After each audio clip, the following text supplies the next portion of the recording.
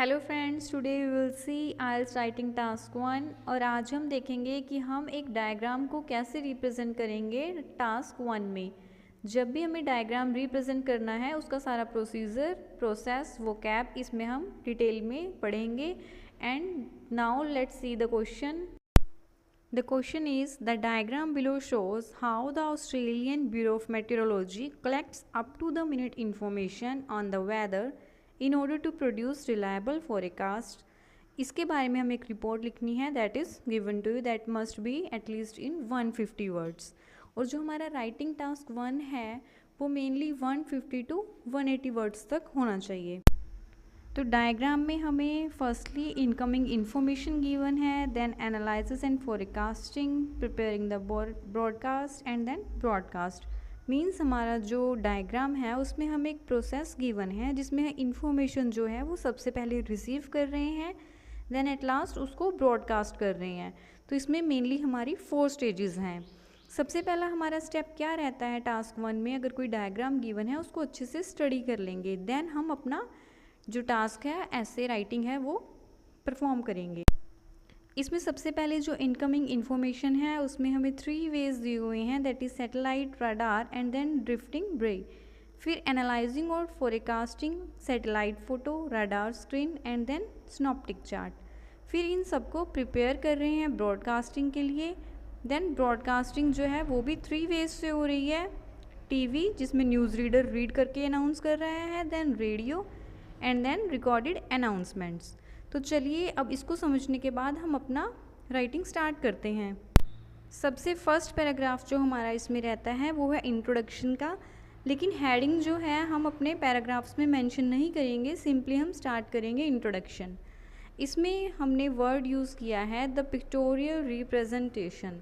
जब भी आपको कोई डायग्राम गिवन होगा तो आप डायग्राम की जगह पिक्टोरियल रिप्रेजेंटेशन यूज़ कर सकते हो। Then illustrates the ways in which information is collected and then used in the prediction of weather by the Australian Bureau of Meteorology। इसमें हमें क्या करना है, सिर्फ जो हमें स्टेटमेंट गिवन है उसको समराइज करना है बट इन अदर वर्ड्स। उसके बाद हमारा फर्स्ट जो बॉडी पैराग्राफ है वो स्टार्ट होगा।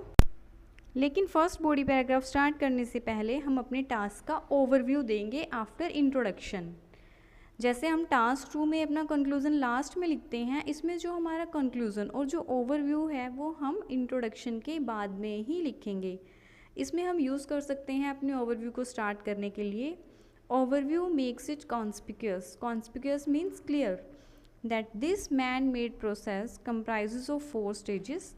4 स्टेजेस हैं इसमें, commencing from the collection of information collect करने से स्टार्ट हो रही हैं, and ending with the production of weather forecast announcements.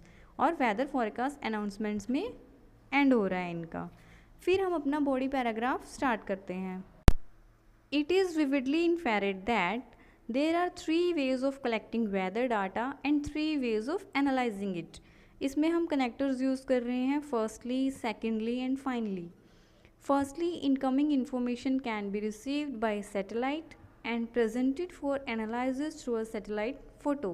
The same data can also be passed to a radar station and presented on a radar screen or synoptic chart.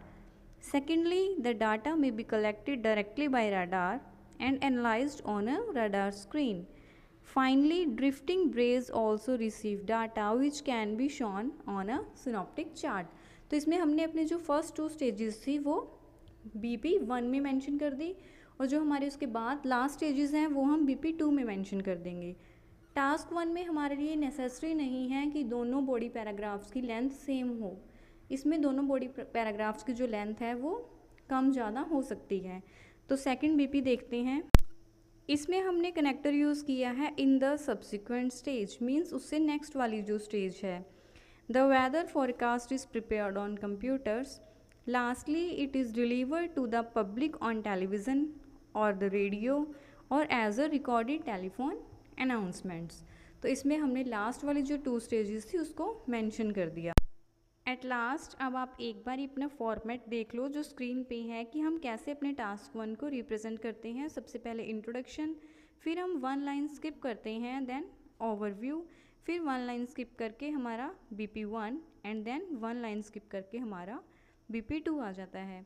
I hope आप सबको अच्छे से समझ आ गया होगा। किसी को भी किसी भी टॉपिक से रिलेटेड, आइल्स से रिलेटेड या टास्क 1, टास्क 2, लिसनिंग, स्पीकिंग और रीडिंग, किसी को कोई भी डाउट हो they may ask. Thank you students.